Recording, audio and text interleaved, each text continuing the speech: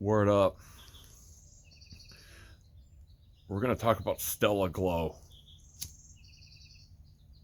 Stella Glow is a turn based strategy RPG, tile based combat with some pretty fun gameplay, quite frankly. You can equip different orbs, in your equipment. Personally, I was a big fan of putting like an HP and an MP steel orb on some characters' weapons because sustain. I love sustain. I'm all about sustain. And what is better than sustain through combat? I deal damage, but I also recover my stats. Those are the best orbs for most characters, for sure. There's accuracy orbs, attack orbs, that sort of thing. I don't know. To me, I called it materia. It doesn't like give you abilities or confer that sort of thing, but some of them, they're all passive things. Like you put a steel orb on your weapon, it doesn't give you the steel command. It's just a chance to steal when you attack an enemy with your regular attack. And to that end, may I say, put steel orbs on your gun and bow users so you can steal from a distance and not have to endanger yourself for no reason. Oh man, stealing on ranged attacks, it is good. It's real good. Trust me, do it. But you have that, and then you have like your persona style, like you have free time between when you have to do things, and spending time with your teammates confers advantages and bonuses and new passive abilities, crazy stat upgrades and bonuses, things like that. Just to give a point, Archibald, the tank character, his movement is terrible, and at first he's not a very good character, if I'm being honest. He's slow, and he can never really move into range to do anything. You spend a little bit of time getting to know him and upgrading his social link. Oh, look, Archibald now has a cover ability. Maybe it's actually better to slow my army's advance down to make sure that Archibald will be near to soak up all the hits. Oh, wait, I got him even further, and he got movement +2? That's kind of huge. Wow, now he can just be in range of my whole party, and now his cover reaches 2 tiles away? Oh, wow. It's like that. The kind of things that each character gets as you progress them, they just become multiplicatively better until a unit is just completely different from how they begin the game. Like, we're not talking about enhancing their given role, we're talking about paradigm shifts where they have new roles and can do entirely new things. This is on top of learning new abilities and stuff just from leveling up, and oh man, it's good. Not only are all the systems good and all of the things that you can get and do good, they are paced very well. You are given new things not too quickly and not too slow. There's always new things to check out, new strategies to try, and new characters come into your party in just the right timely manner. You always have time to experiment and play around with a new character before you're thrust into having a new one. And frankly, there's not really better characters because the maps are so diverse and unique, like Final Fantasy Tactics.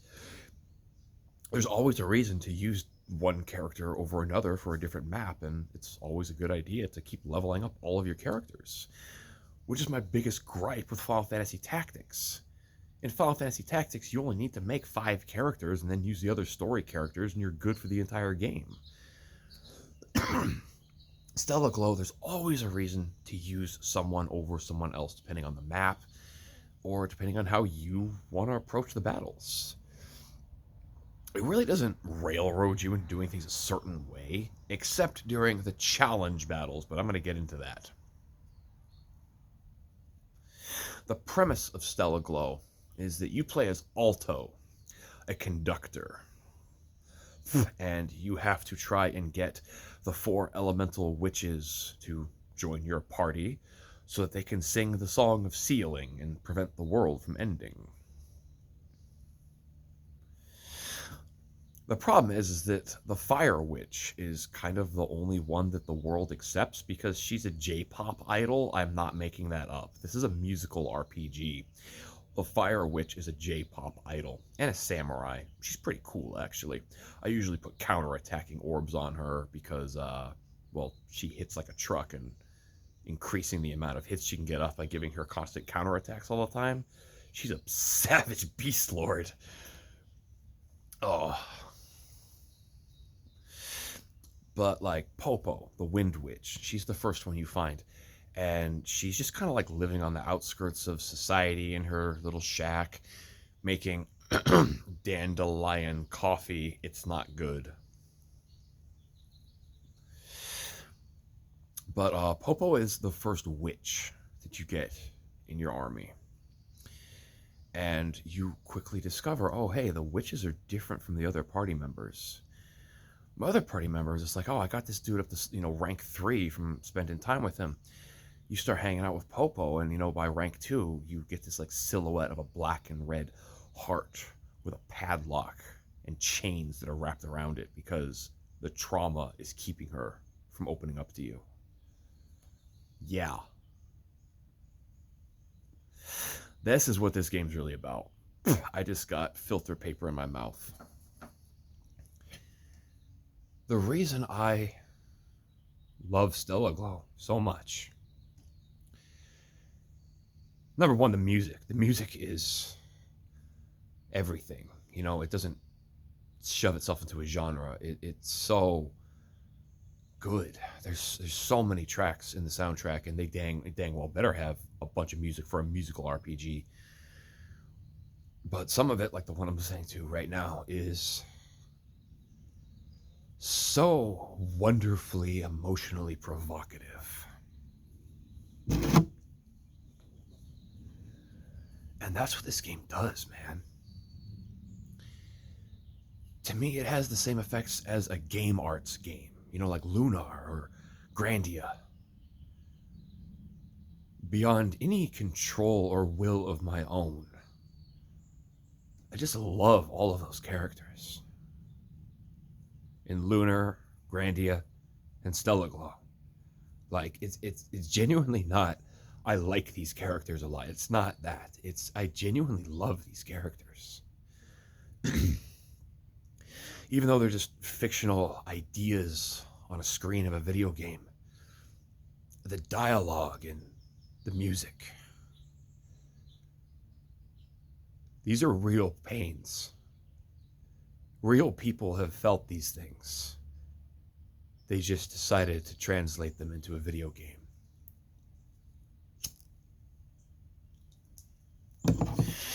These are not fantastical, otherworldly problems that we as humans in this life are unable to resonate with.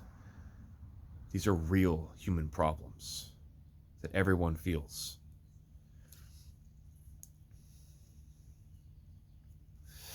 And this game's ability to so honestly and with so much heart represent it so well without any hesitation. Just, here it is. This is what real people go through.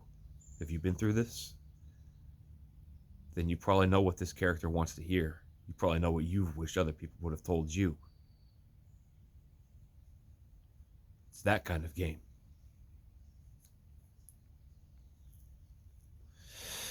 But, it's kind of like Artonelico, where you have to, like, go into these chicks' minds, go into their spirit world.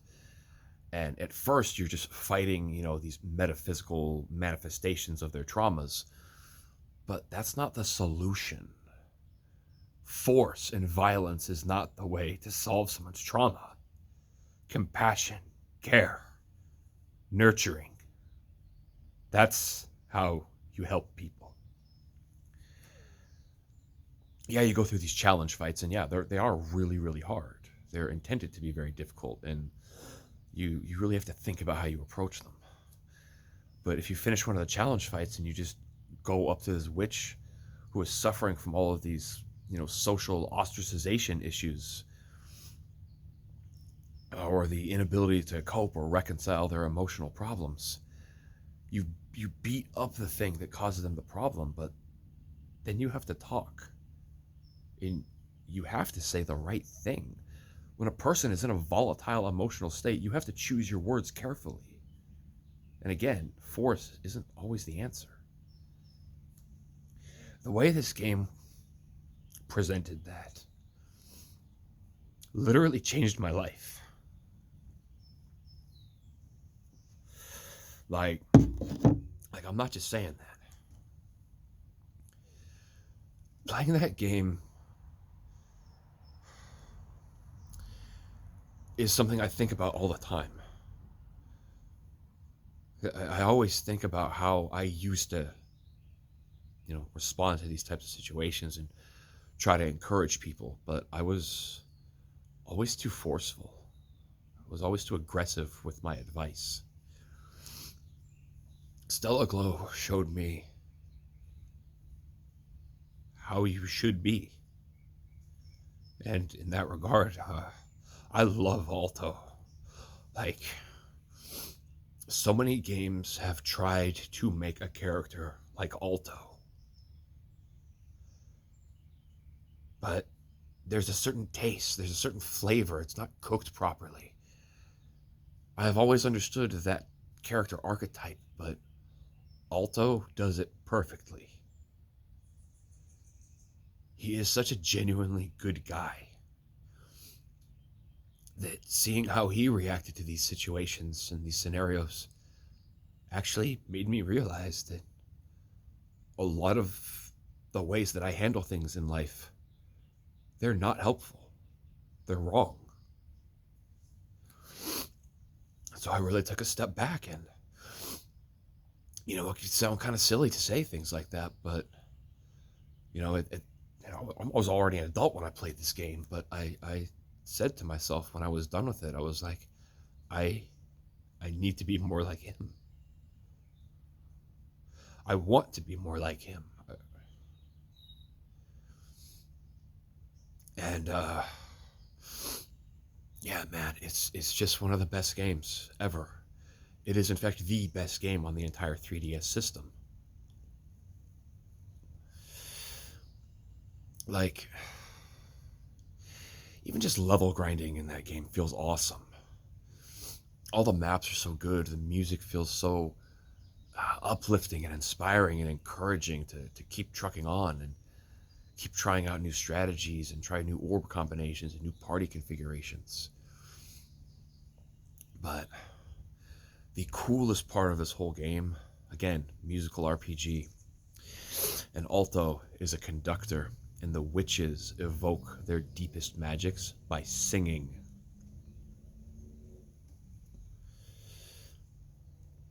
And it's not just, oh, cool, I have enough conductor points. It's like a limit gauge. Only Alto can use the conductor gauge.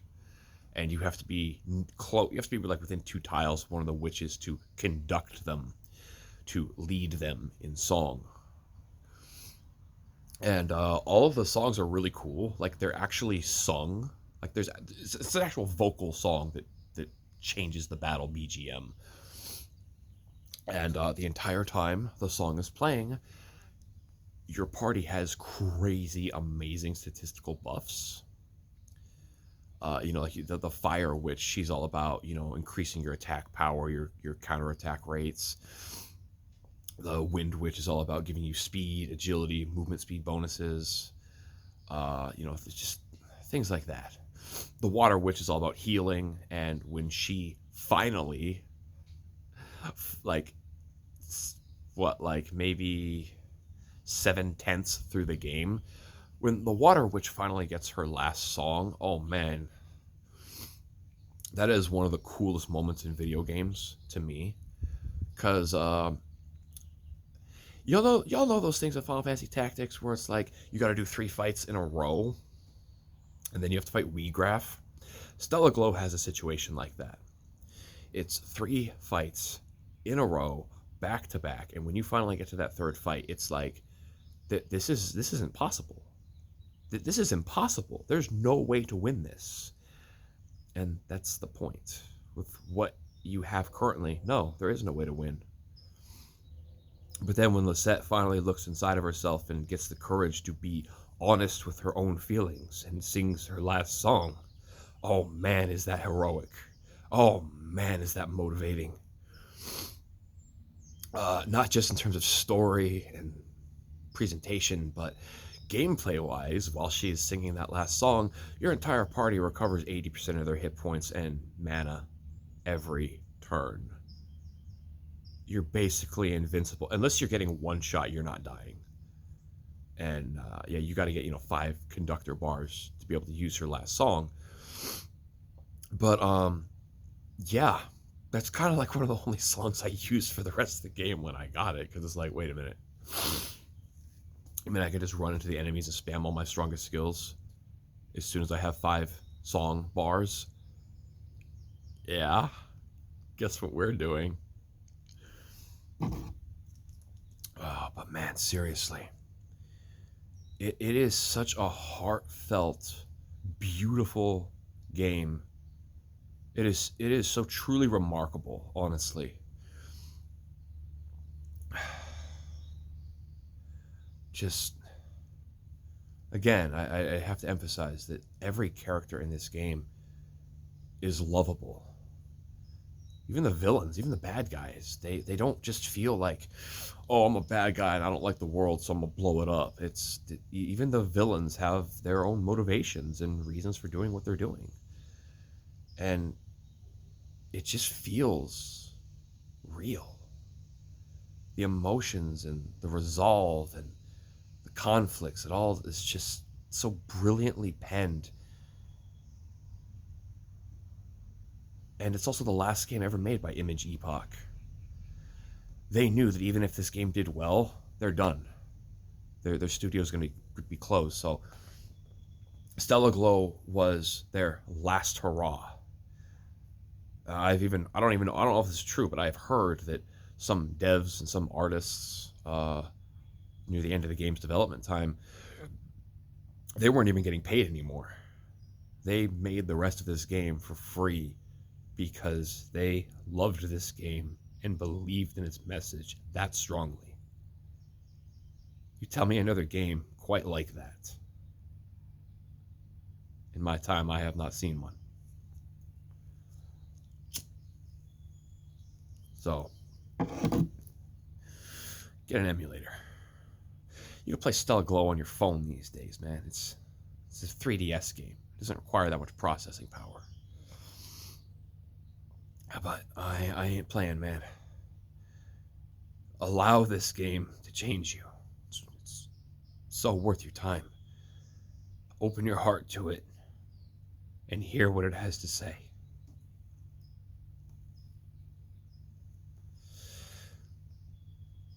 This game wasn't made to appeal to shareholders. It wasn't made to fit into some cookie cutter mold. It wasn't made because this is what other people are making right now. This game was made to tell a message. And I cannot more strongly encourage you to spend your time to understand what that message is.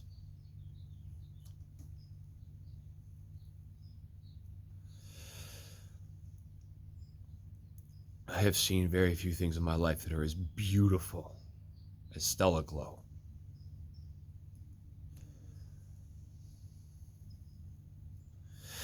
Anyway, thanks for listening. Appreciate y'all's time. God bless.